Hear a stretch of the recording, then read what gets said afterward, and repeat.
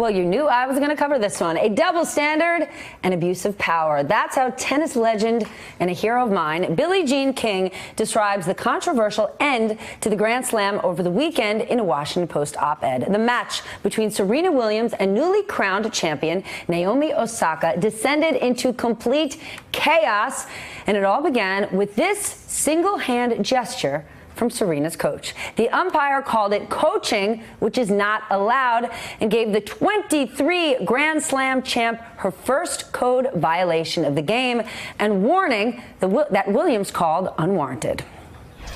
If he gives me a thumbs up, he's telling me to come on. We don't have any code, and I know you don't know that, and I understand why you may have thought that was coaching, but I'm telling you it's not. I don't cheat to win. I'd rather lose. I'm just letting you know. I don't cheat to win. I'd rather lose. The situation escalated from there. 2 other code violations followed for Serena, one for slamming her racket and another for calling the umpire a thief. The evening ultimately ended with an apologetic Osaka accepting a trophy amid crowd boos and a warm embrace from her idol and opponent. Mary Carrillo is an NBC Sports reporter, and Megan Greenwell is the editor-in-chief of the sports site Deadspin. All right, Mary, I got to go to you first. What is your take on all of this? Serena is dead wrong. Carlos Ramos is not a sexist. He's not a racist. He's not a misogynist. I've called about 2 billion tennis matches in my career. He's been in the chair for a lot of them. He's been in the chair for Serena's before. He is a very strict taskmaster of a guy. I've seen him call out Rafa Nadal for illegal coaching and for time violations. I've seen him call out Novak Djokovic, Andy Murray. This guy, you don't mess with this guy. Serena she lost the plot. She lost these arguments. She ended up losing the match, and she ended up poisoning the atmosphere for this great kid, this 20-year-old Naomi Osaka. Do you agree? Because Mary's kind of in the minority on this one. Yeah, I do think there is a bit more of a double standard than Mary sees. I have called far fewer tennis matches than Mary. But, you know, there have been videos surfacing this weekend of Ramos not calling similar penalties against Nadal, against Djokovic, against Andy Murray. And so I think... But could you cherry pick? Could you cherry pick examples where he didn't call and not ones where he did? Yes, absolutely. And I think part of the issue here is Serena, this is in a larger context, right? Serena Williams has faced racism and sexism her entire career. Does that make her more likely to see it in any given situation? That's not what this was. She was totally out of line. It absolutely makes her more likely to see it, but I think that to see it in a vacuum without talking about her being penalized for other things, you know, she was one of the major factors in them introducing video replay because there were so many egregious calls going against her. And, you know, she can't wear the cat suit at the French Open that she was wearing for health reasons.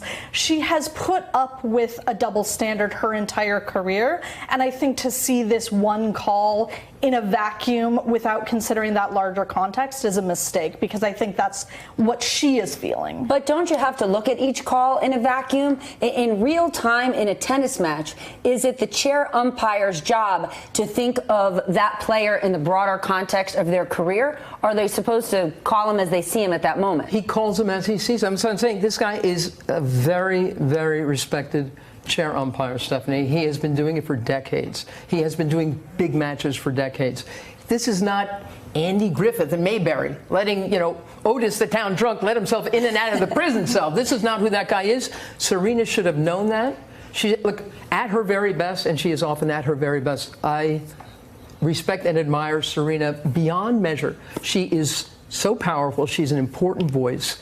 She's a ferocious competitor, but at her very worst, as she was on this night, she acts like a bully. And you make a career covering bullies. I mean, this is what you do for our living. You know what happens. You cannot talk to them. You cannot reason with them. You know,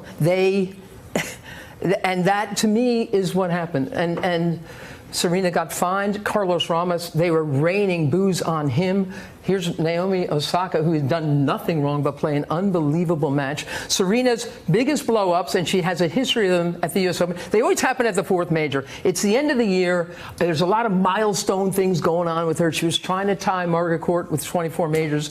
This is a big, big deal for her. The tension got to her. The pressure got to her. I'm sorry it ended that way, but people are pointing fingers at Carlos Ramos, saying he took it wrong. She had wanted, people are saying, oh, he should have given her a soft warning. You give soft warnings, yellow cards, if you will, at the beginning of a match. You don't do it at the thick of the match. I was calling the match for Tennis Channel with Lindsay Davenport, former U.S. Open champion, former #1 in the world, when the second violation happened and she cracked her, smithereened her racket. Lindsay said, the next time she'll lose a game. If you follow tennis at all, you know those rules. They are inviolate. And that's exactly what happened. The place went nuts. The kid, Osaka, I feel nothing but sorrow for her. Those weren't tears of joy. And I love Billie Jean. She is my hero, my mentor, my great friend.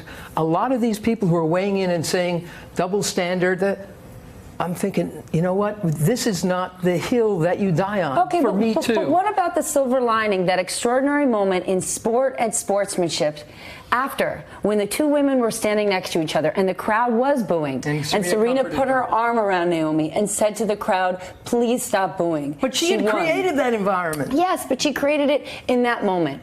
We have to take a moment and say, at the end, think about what that was for those two women in sport. Extraordinary. Yeah, I do think I'd take issue with the word bully a little bit, particularly because Serena was the one who got it back on track afterward. That crowd was pretty out of control, ruining Osaka's moment. And Serena, I don't think Serena would deny that she had a role in creating that situation.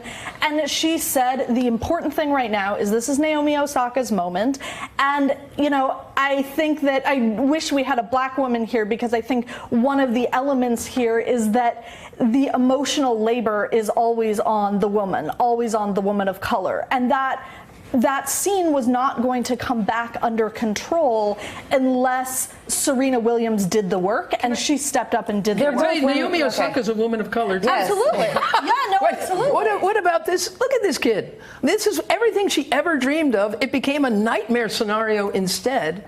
And I cannot believe the grace, the elegant way that Naomi Osaka handled this moment. Look at her mom. I 100% come on. agree. Yeah, for sure. Again, Serena is a magnificent champion. She is a great athlete. But people who are pointing the finger at the dude in the chair, to my mind, are really getting this wrong. Well, here we are 2 days later, and we have got a year to celebrate and congratulate Naomi, because it was an extraordinary win. Hey there, I'm Chris Hayes from MSNBC. Thanks for watching MSNBC on YouTube. If you want to keep up to date with the videos we're putting out, you can click subscribe just below me, or click over on this list to see lots of other great videos.